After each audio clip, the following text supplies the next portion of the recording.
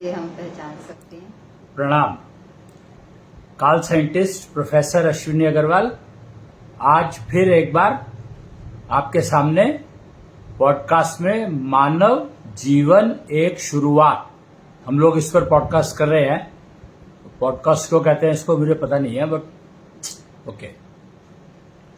तो आज हमारे साथ वही पब्लिक के सवाल लेकर के रजनी गुप्ता आई हुई है, बैठी है हमारे सामने।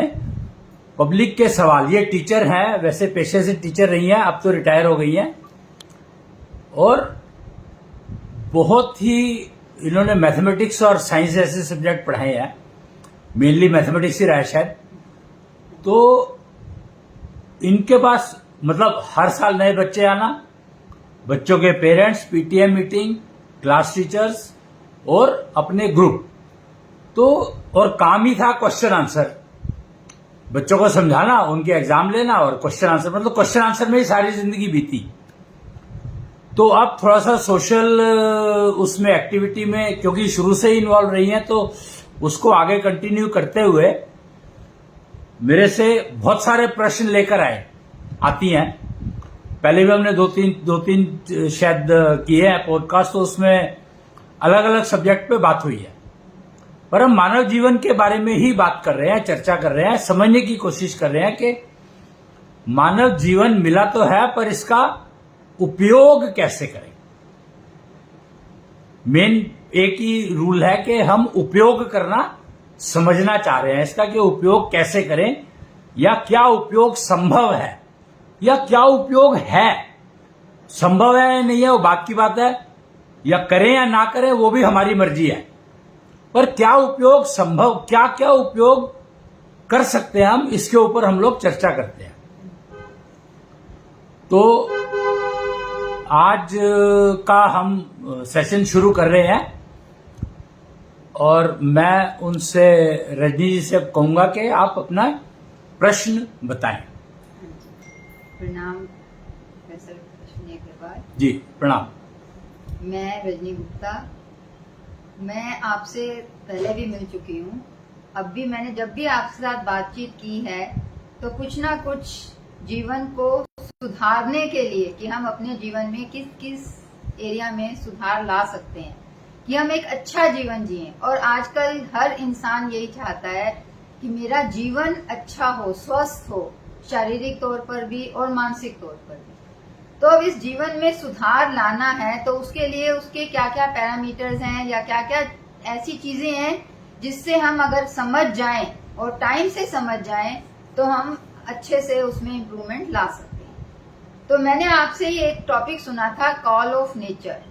अब कॉल ऑफ नेचर मतलब नेचुरल तरीके से हमारे शरीर में जो भी डेवलपमेंट्स हो रही है, उसके लिए हमें नेचर अपने आप से बताती है, पर उसका एग्जैक्ट मीनिंग क्या है, हम उस कॉल ऑफ नेचर को समझें कैसे, या जब वो आएगी अपने आप आ जाएगी, या उसके लिए हमें कुछ तैयारी भी करनी पड़ती है कि हाँ अब ये समय है, क्योंकि शरीर हमारा शून्य से लेकर आगे जितने तक भी हम जिएंगे तब तक है। तो हमारी नेचुरल तरीके से हमारे शरीर में जितने भी चेंजेस आते हैं, बदलाव आते हैं, वो सब कुछ सबको दिखता है। कुछ कुछ चीजें तो हमें समझ में आती हैं कि हाँ ये नेचर ने इस समय दिया है, तो हमें इसको इस तरह से हैंडल करना है, पर सब फिर भी हमें पूरी जानकारी नहीं है। तो अगर आप इसके ऊपर थोड़ा सा हमें बताएंगे तो बहुत मेहरबानी होगी। जी, ये एक बहुत इंटरेस्टिंग सवाल है, और इंटरेस्टिंग क्या, एक्चुअली एक बहुत एसेंशियल सवाल है कि ये कॉल ऑफ नेचर का मतलब क्या है, पर्पस मतलब है क्या, ये कॉल ऑफ नेचर क्या है। कॉल्स ऑफ, अब यहां पर ना हमें पहले थोड़ा सा ये समझना पड़ेगा, जानना पड़ेगा कि नेचर क्या है, क्योंकि नेचर को समझेंगे तो कॉल ऑफ नेचर समझ में आएगा। अब नेचर को हिंदी में जब हम जाते हैं, देखो भाषा का बहुत अंतर पड़ता है हर चीज में, हमें यह समझना ही पड़ेगा कि जब हम नेचर की बात कर रहे हैं तो हम प्रकृति की बात कर रहे हैं। तो प्रकृति में जब हम प्रकृति की बात करते हैं, तो प्रकृति में ज्यादातर क्या आता है, ज्यादातर क्या, हमेशा जब भी प्रकृति की बात करेंगे तो हमारे ध्यान में एक चीज आएगी, पहाड़ है, जंगल है, पेड़ पौधे हैं, जानवर हैं, पशु पक्षी हैं। मतलब नेचर के अंदर हम इंसान अपने आप को नेचर के अंदर गिनता ही नहीं है। हमारे आसपास का जो वातावरण है वो नेचर है। तो यही गलती है। शुरुआती यहीं से ही सारी की सारी जो गलतियों की शुरुआत हुई वो यहीं से ही हुई कि जब हम प्रकृति की बात करते हैं तो प्रकृति किसने बनाई, अगर आप इसको समझने की कोशिश करेंगे, शुरू करेंगे, तो आपको शायद कुछ चीजें समझ में आने लगे कि प्रकृति बनाई किसने। अपने आप तो बन नहीं गई होगी, और अपने आप भी बन गई होगी, तो अपने आप कैसे बन गई? क्या आपने कभी देखा है कि कोई भी चीज अपने आप बनती हुई देखी है आपने? क्या संभव है ऐसा कि अपने आप कोई चीज बन जाए? कोई भी चीज सोचकर देखो। कहते हैं कि अगर आप जगह को खाली छोड़ दो तो वो घास फूस से भर जाती है, पर क्या ये बात सही है? कितनी कंफ्यूजन वाली बात है ये कि अगर जमीन को खाली छोड़ दो तो वो घास फूस से भर जाती है। रेगिस्तान में तो ऐसा नहीं होता, वहां तो रेती रहता, वहां पे तो कभी घास फूस उगी नहीं, क्योंकि वहां का तो एनवायरनमेंट ऐसा है। करेक्ट। तो अब प्रकृति और एनवायरनमेंट दो हो गए, तो हम प्रकृति के बाद में एनवायरनमेंट को प्रकृति में गिनते हैं कि नहीं गिनते हैं? उसी का हिस्सा है। तो अगर प्रकृति का हिस्सा है तो भी प्रकृति अपने प्रकृति के बारे में यह कहना तो बहुत बड़ी मूर्खता है कि वो अपने आप को घास फूस से भर लेती है। जमीन अपने आप को घास फूस से भर लेती होगी, पर वो भी नहीं भरती है। बिना बीज के कोई चीज पैदा नहीं हो सकती। इस बात को समझने में प्रॉब्लम क्या है, मुझे ये समझ में नहीं आता कि बिना बीज के कोई चीज कैसे पैदा हो जाएगी। कोई संभावना ही नहीं है कि बिना बीज के कोई चीज पैदा हो जाए। कोई संभावना नहीं है किसी भी तरह की, कोई पॉसिबिलिटी नहीं है कि बिना बीज के कुछ भी पैदा हो जाए। तो ये बात हमें समझनी पड़ेगी। और जैसे हम ये बात पकड़ते हैं कि बिना बीज के कोई भी चीज बन नहीं सकती, तो ऑब्वियस सी बात है कि जिस चीज का बीज होगा वही बनेगी। तो ये बीज कहां से आए? अब जो सबसे इंपॉर्टेंट बात समझने वाली कि बीज आए कहां से। इसीलिए सनातन प्रक्रिया को समझना ही होगा हमें, हमारे पास कोई चॉइस नहीं है कि सनातन प्रक्रिया क्या कहती है। पहले था और फिर भी है। पहले था का मतलब पहले बीज था, उसको धरती में डाला गया, उससे पौधा बना, फिर उसका पेड़ बना, और पेड़ के ऊपर पत्ते लगे, पत्तों के बाद फूल आए उसके ऊपर, फूल से फल बना, फल के अंदर क्या है? वही बीज। तो सनातन का मतलब यही है कि नष्ट कुछ नहीं होता, कोई भी चीज समाप्त नहीं होती, खत्म नहीं होती। तो अगर हम ये नहीं समझेंगे तो कॉल ऑफ नेचर, जब नेचर ही हमें पता नहीं लगी आज तक, तो कॉल ऑफ नेचर का पता लगने का तो सवाल ही उठता नहीं है। तो हमें बीज को समझना होगा कि जिस तरह का बीज है उसी तरह की उसकी प्रकृति बनेगी। तो प्रकृति हर चीज की है। ये नेचर कह देना सबसे बड़ा कंफ्यूजन का माहौल पैदा करना है कि आप कहते हो कि हमें नेचर ने ये दिया। नेचर कुछ भी दे नहीं सकती आपको, कुछ भी नहीं देती नेचर। हर चीज बीज से बनती है। तो और जिस चीज का बीज होगा वही बनेगा। आम के बीज से बबूल के, वही बात, बीज डालो बबूल का तो आम कहां से होए। हम हर कहावतें इतनी सारी वो बनी हुई है और बोलते हैं, यूज करते हैं, पर जोड़ नहीं पाते अपने जीवन से। हम समझ ही नहीं पाते। मानव जन्म का शुरुआत भैया वो भी बीज से ही शुरू हुआ। जो पहला मानव आया वो बीज से ही आया, ब्रह्मा जी। पहला मानव ब्रह्मा जी हैं। किसने बनाया? वो है भगवान। जिसने ब्रह्मा जी को बनाया भगवान वही है, ब्रह्मा जी भगवान नहीं है।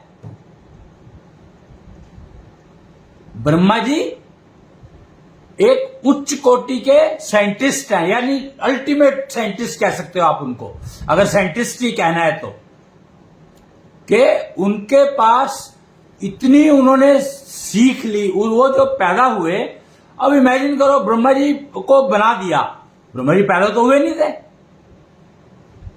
ब्रह्मा जी पैदा तो हुए नहीं थे, उनको तो बना दिया, एक कमल के फूल पे बैठा दिया उनको, तो वो कैसे आ गए? और कमल के फूल के ऊपर? उसका बड़ा सिंपल सा रीजन है कि बनाया गया उनको। कैसे बनाया? 5 तत्वों से। हर चीज 5 तत्वों से बनी है। ये बात कब समझ में आएगी? जब ब्रह्मा जी थे तो उस समय में वो समुद्र पे थे, उसमें एक कमल खिला हुआ था, तो कमल का मतलब पृथ्वी तत्व, पर वो कमल जागृत था। ब्रह्मा जी जागृत थे। पानी हिल रहा था, पानी कभी रुकता नहीं है, स्टेबल नहीं होता, हिलता रहता है। क्यों? पानी के अंदर ऊर्जा है, हवा है, वायु तत्व, बिना उसके हिल नहीं सकते आप। बिना मरे हुए में और जीवित में फर्क क्या है? कि मरे हुए में वायु तत्व काम नहीं कर रहा, जितना रह गया, अंदर तो है पर काम नहीं कर रहा। तो वायु तत्व काम नहीं कर रहा। क्यों? क्योंकि अग्नि तत्व नहीं रहा। अग्नि तत्व नहीं रहा का मतलब जितना बचा हुआ है, पर मूल रूप से अग्नि तत्व ने शरीर को छोड़ दिया, और शरीर से जैसे ही अग्नि तत्व ने छोड़ा तभी आपकी वायु हिलनी बंद हो गई और आपकी सारी क्रियाएं खत्म हो गई। तो जो क्रियाएं हैं वो वायु करवाती है, और वायु को हिलाने का काम अग्नि करती है। पर हिलने के लिए जगह चाहिए, स्पेस चाहिए कि नहीं चाहिए? कोई भी चीज हिलेगी तो उसके लिए स्पेस चाहिए ना, तो वो आकाश तत्व प्रोवाइड करता है। आकाश तत्व में अग्नि छुपी है और वायु उपलब्ध है। अग्नि है ऑलरेडी तो वायु आ गई, और वायु हिलती है तो अग्नि ज्वलित होती है। अग्नि अगर हवा नहीं होगी तो अग्नि जलेगी क्या? प्रज्वलित हो ही नहीं सकती ना, हवा चाहिए ही चाहिए। तो अग्नि और हवा आकाश तत्व के कारण कार्य करते हैं। हमें नेचर या प्रकृति नाम की चीज हमें क्या देती है ये समझना होगा। तो प्रकृति हमें एक्चुअली कुछ नहीं देती। आकाश तत्व, अग्नि तत्व और वायु तत्व ये मिलकर के हमें नेचर देते हैं। नेचर कहां से आई? नेचर बनाई इन तत्वों ने मिलकर के। आकाश ने स्पेस दी, अग्नि ने वायु के साथ मिलकर के जल का निर्माण किया। जल कैसे बनता है? जल बनता है अग्नि और वायु के योग से, और वो भी आकाश तत्व के बिना बन नहीं सकता। तो आकाश तत्व अग्नि और वायु को काम करने के लिए प्रेरित करता है, तो योग होता है और फिर जल बनता है, और जल बनने के बाद पृथ्वी बनती है।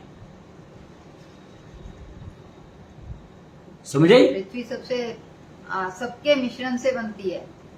सबके मिश्रण से मतलब आकाश तत्व, फिर उसके बाद अग्नि तत्व, फिर वायु और फिर जल। हाँ, जल से पृथ्वी बनती है।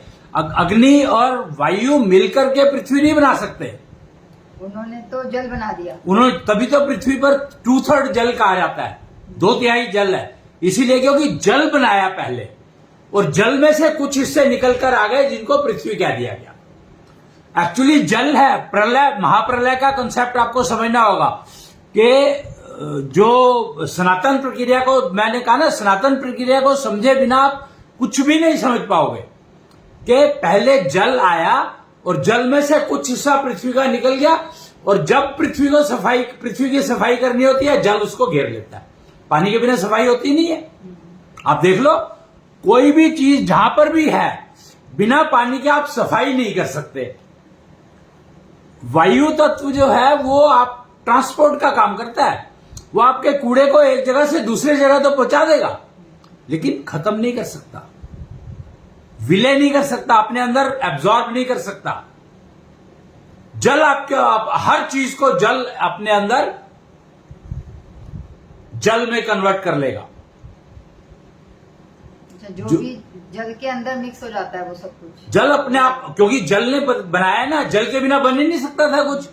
तो जो भी चीज बनी है उसको जल ही समाप्त कर सकता है। राम जी ने जल समाधि ली थी, वो इसीलिए ली थी, उन्होंने बताया था कि जल एक ऐसी चीज है जो अल्टीमेटली हर चीज को डिसॉल्व कर लेता है अपने अंदर।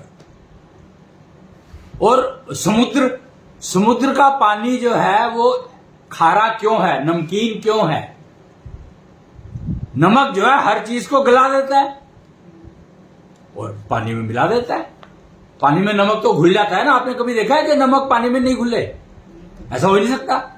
तो नमक पानी में घुल जाता है, इसीलिए नमक जो है, पानी का नमक, जो समुद्र का जो पानी है, वो कोई भी चीज हो उसको फाइनली गला देगा और अपने अंदर मिक्स कर लेगा, मिला लेगा, और फिर उसमें से पृथ्वी को बना देगा। तो रिसाइकिल, हर चीज रिसाइकिल होती है। इसीलिए हम हिंदू धर्म में हमारे जो हम जला देते हैं, उसके बाद अस्थियों का जो प्रवाह है वो जल में कर देते हैं। Exactly exactly. देखो ऐसा है, नियम क्या है? नियम कहता है, सनातनता का नियम कहता है कि हर चीज को वापस होना है, रिप्रोड्यूस होना है। तो रिप्रोड्यूस होने में जो बीज हमने डाला, उस बीज का पौधा बना, पौधे के ऊपर पेड़ आया, पेड़ के ऊपर फूल आया, फूल से फिर फल बना, और फल के अंदर वही बीज था। तो ये रिसाइकलिंग, परफेक्ट रिसाइकलिंग यही है कि जो बीज था उस बीज के सारे गुण उस फल के अंदर जो बीज है उसके होने चाहिए, परंतु ऐसा होता नहीं है। उसका कारण, उसका एकमात्र कारण यह है कि जो बीज हमने बोया था उसको अपब्रिंगिंग, पालन पोषण उसका हमने अपने हिसाब से किया, बीज के हिसाब से नहीं किया। तो उसमें इन्फेक्शन डाल दिया हमने, केमिकल्स डाल दिए। और केमिकल क्यों डाले? क्योंकि हमें जल्दी थी, हमने हर चीज को जल्दी करने की कोशिश की, जल्दबाजी के बीज जो है वो पौधा बनता है 3 महीने। बांस को समझो, बांस का बीज जब डाला जाता है तो वो 6 साल लेता है पौधा बनने में, और 6 महीने में वो बांस हो जाता है, 20 फुट लंबा, 50 फुट लंबा। तो जल्दी क्या है? उसकी कैरेक्टरिस्टिक्स ऐसी हैं। करेक्ट। तो हमें बीज जो डाल रहे हैं उनकी अपब्रिंगिंग बीज के हिसाब से करनी है, ना कि अपने हिसाब से। यही फर्क है, और इसी ने हमें नुकसान दिया कि हमें मरने की जल्दी हो गई।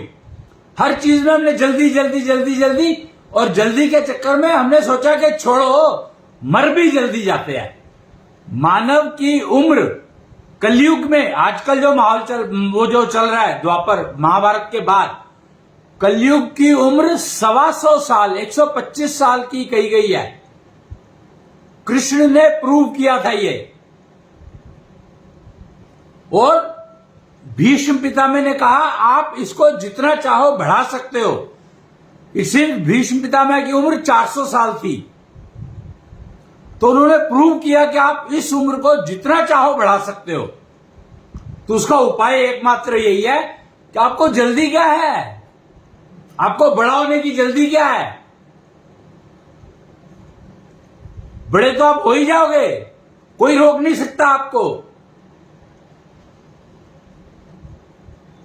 बस अपब्रिंगिंग, प्रॉब्लम सारी की सारी हमारी हुई प्रक्रियाओं में। हमने नेचर कह करके इतना कंफ्यूजन डाल दिया कि हमें लगता है कि प्रेशर कुकर, पहले दाल बनती थी तो 1 घंटा लगता था, प्रेशर कुकर बना दिया, उसमें आधे घंटे में बन जाती है, 15 मिनट में बन जाती है। और उसकी क्वालिटी, क्यों लोग कहते हैं कि तो प्रेशर कुकर का सामान नहीं खाना चाहिए? सिंपल, क्योंकि आपने प्रेशर कुकर में डाल करके उसकी जो क्वालिटीज थी, जो उसके न्यूट्रिशन था, उसको मार दिया, खत्म कर दिया। मरा कैसे? मरा तो है नहीं, मरता तो कुछ भी नहीं। हुआ क्या कि वो न्यूट्रिशन मैल न्यूट्रिशन में बदल गया।